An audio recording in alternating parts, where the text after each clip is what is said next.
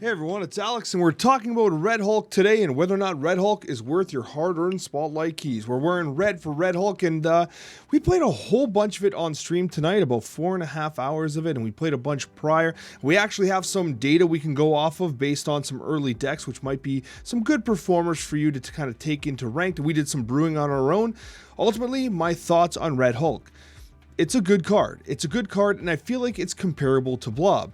It's like better than Blob if you draw it early, but if you draw it late, Blob is always going to be better for the most part, although Blob does have that like low roll potential, especially with Baron Zemo being out there, which negatively impacts Bob because there's less stuff in your deck, right?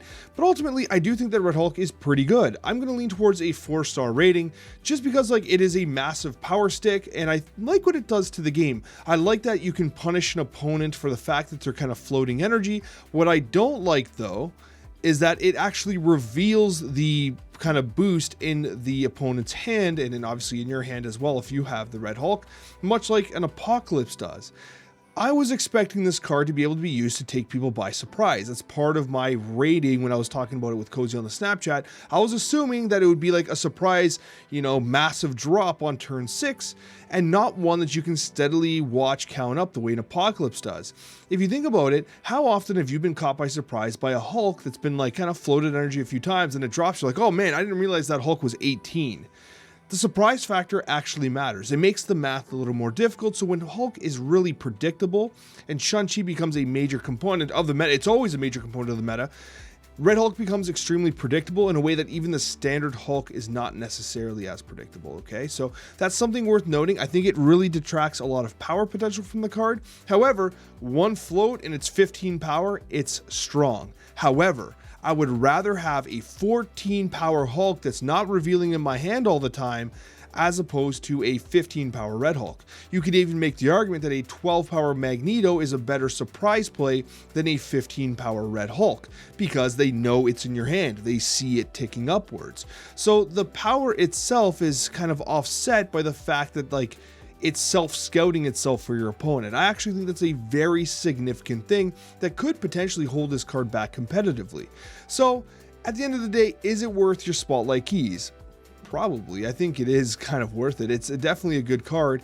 And the only other thing worth mentioning here, I talked about it in my Spotlight video, you do have Echo and Sebastian Shaw in the Spotlight keys as well, or the Spotlight cash, I should say. Echo, kind of a bit of a throwaway. I like the card, but it's not really meta relevant and very, very niche. Sebastian Shaw, low-key making a bit of a comeback thanks to the resurgence of some Silver Surfer based decks, which like honestly I love to see. I got some decks here that I was, this is the Silver Surfer deck I'm talking about for Sebastian Shaw.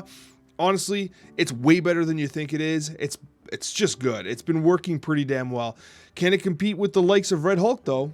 Let's talk about it. These two decks are decks that are from Untapped. These are the 3 brews that we're working on. Let's talk about all of them. So with the with Red Hulk, I want to think about, okay, what are some ways we can take advantage of his power? So we thought ramp. I know that a lot of people are leaning towards like the Corvus Glaive style Hela ramp, and that's still pretty good.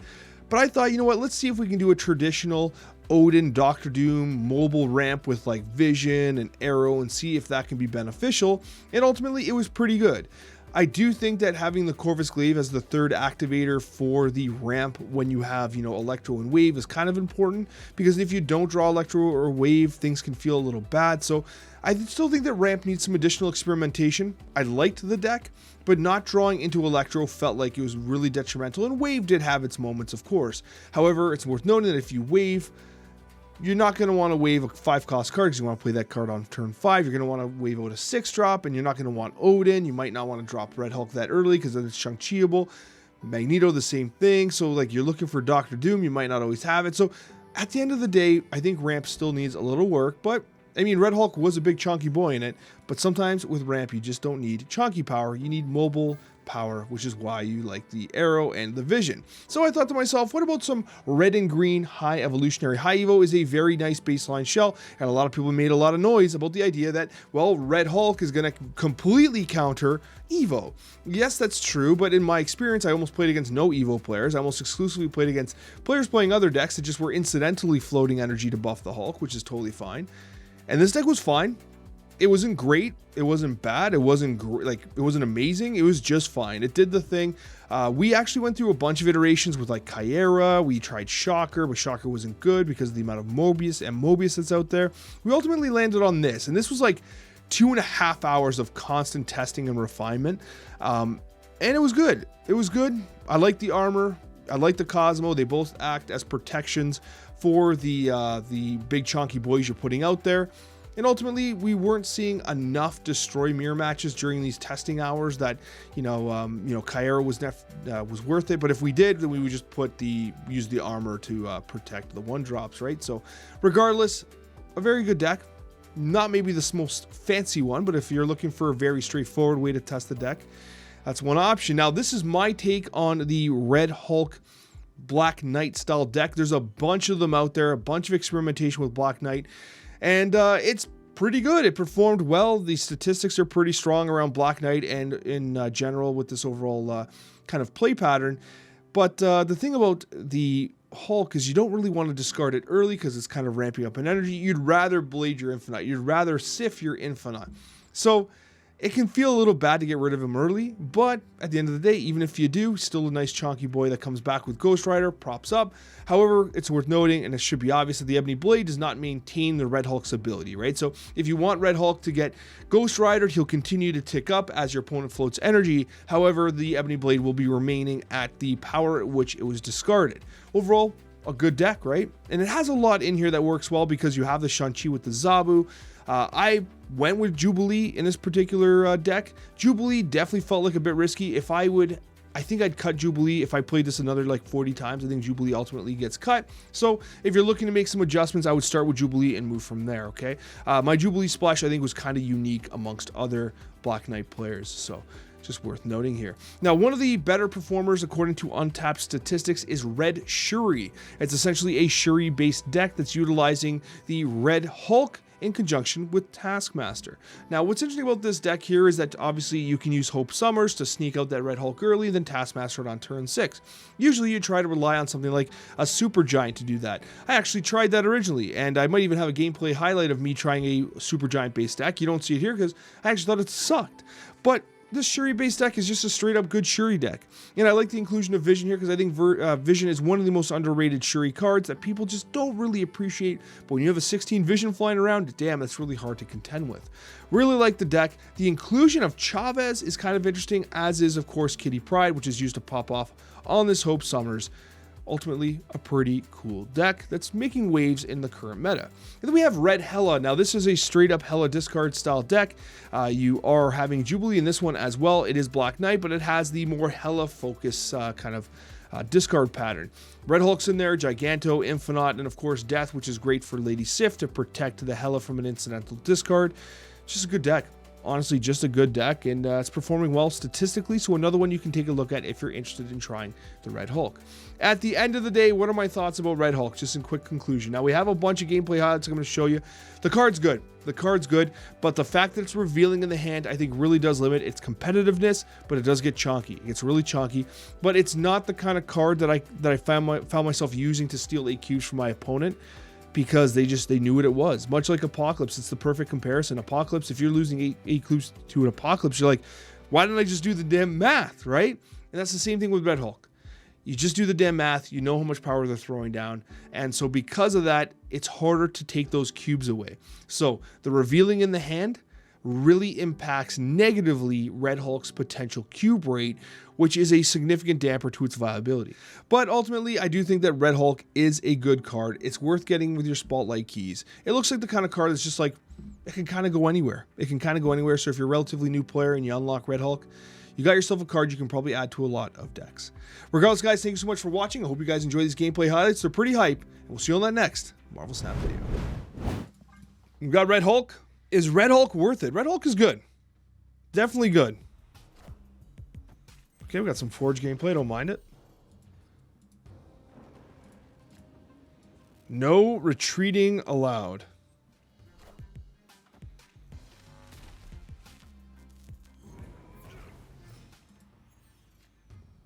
Okay, Vision in Shuri's lab is very nice.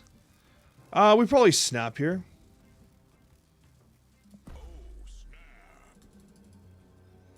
Red Hulk's been good. Red Hulk is definitely good. There's no doubt about that. Determining which shells he's best in is the challenge we're trying to figure out right now, but definitely been good. There's no question about that.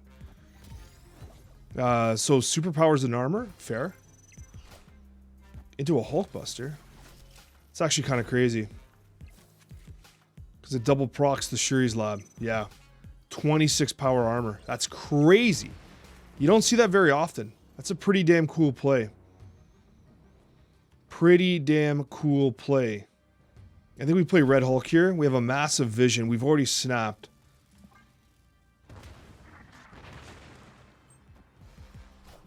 They play red skill. Fair enough.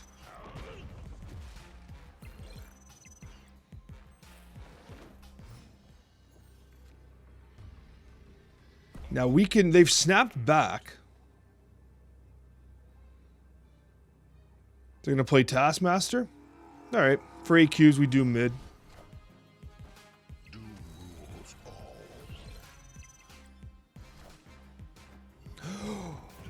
Actual Kang Snap? Are you kidding me? Actual Kang Snap! I can't believe it! An actual Kang Snap. Never have I ever thought that I would see a gamer Kang Snap like that. They always play Taskmaster right. Okay? They always play Taskmaster right because they have power here. We arrow here, we move vision, this comes here, Taskmaster copies, we trade, we win.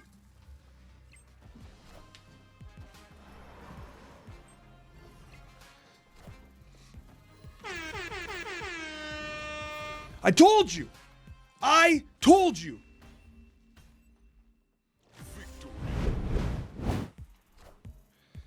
Oh, we got some Ebony Maw gameplay, folks. And they have Red Hulk. I am intimidated, to say the least. We don't have Shongers in this deck, so we're going to play down our armor here. That Red Hulk, it's got me scared.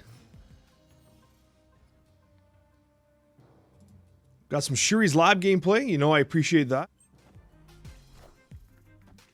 What?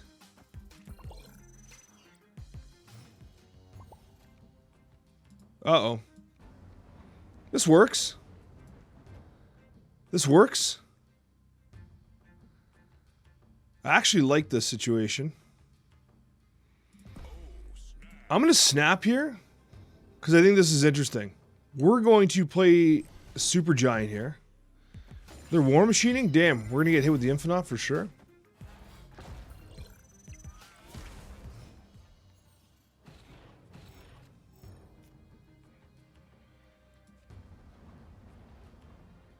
I think we always play here. Just to get above 20. I think we'll do it this way. So this here is always the Infinite, right? You know what? I'm going to take a risk. I think they play mid and give Shuri's Lab. And this is Infinite. We actually need it to do it. We're going to do this. Oh, I called it! I called it exactly! Yes! Oh, it feels good when a call is well executed. And there's a lot of Red Hulk here. Heroes never die. Well, that's how my night's going.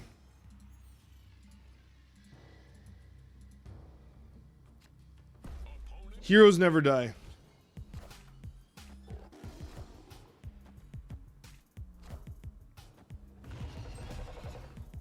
Okay.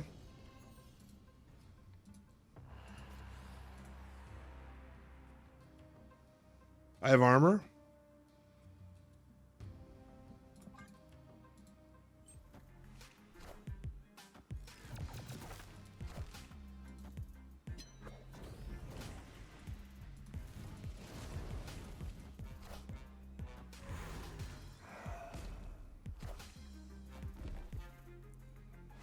They're playing a lot mid here. I think I'm at an advantage. They've snapped on me, right? I just keep skipping here. They always have Shang-Chi, of course. I kind of have to Red Hulk here and bait Shang-Chi. I have to. I have to Red Hulk here, bait Shang-Chi, and then just armor right. And armor's a pretty significant float.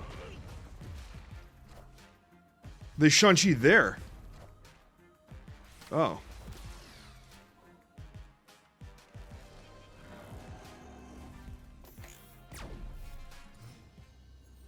Well, that's annoying. Heroes never die.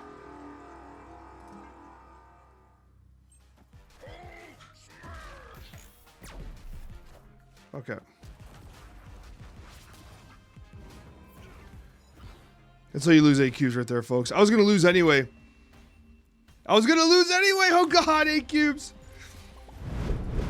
Do we add Corvus to this deck?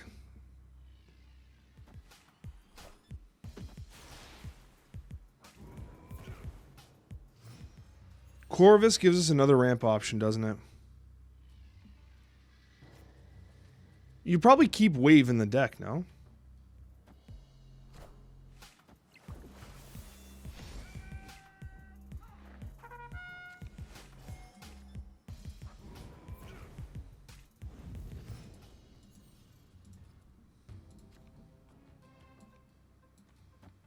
I think we slowed down here for a sec.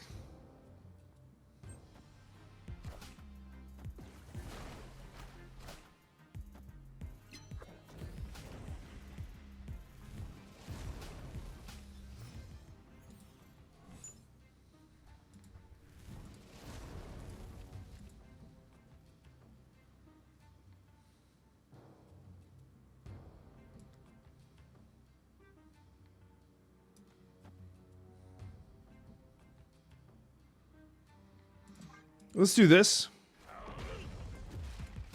Red Hulk comes down. We do not have initiative.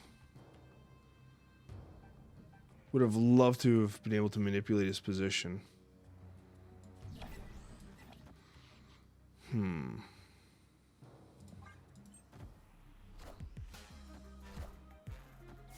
Jeff, Space Stone, Time Stone.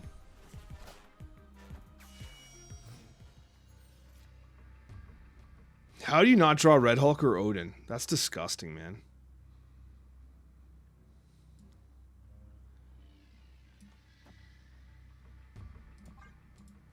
Red Hulk won't get larger thanks to the fact that we have the Nebula next turn as well. I don't think this is a bot. It's not a bot. I don't know. I think the bot detection thing is totally wrong. It's been saying people are bots like the entire time, and this person's clearly not a bot. Bots don't wait out turns this long. This is clearly a person. Shred Dars, thank you so much. I'm glad you're here. Thank you.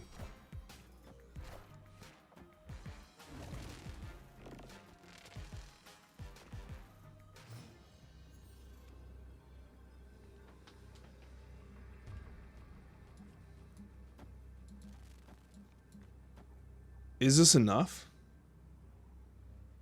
Opponent is likely a bot. I don't think so.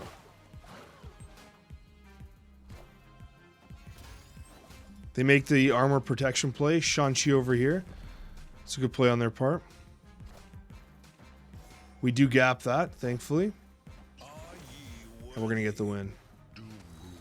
So Chonky Red Hulk. Our Red Hulk at the bottom of our deck, unfortunately. But we do get the win. It adds stress, man. It adds stress to your playing against the Red Hulk. But it's crazy because seeing it pop up, right? It takes away that surprise factor, which I think can be a huge impact with cards.